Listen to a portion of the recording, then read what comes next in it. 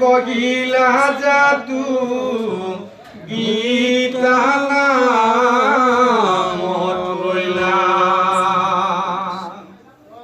আনকাশ্ৰে তন্ত্ৰা বেদে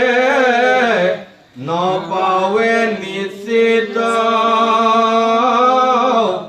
কৃষ্ণৰ মুখৰ গীতা খাই কাটে অমৃত ঈশ্বৰৰ বেদ বাক্য বুজিতে নপাৰে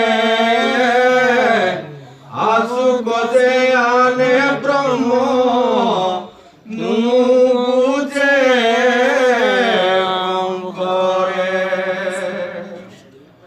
ঈশ্বরত বিনে বেদ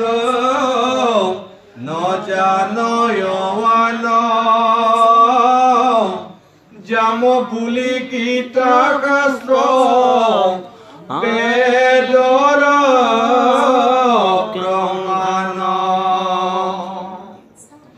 গুরু গ্রন্থ গুরু অর্থ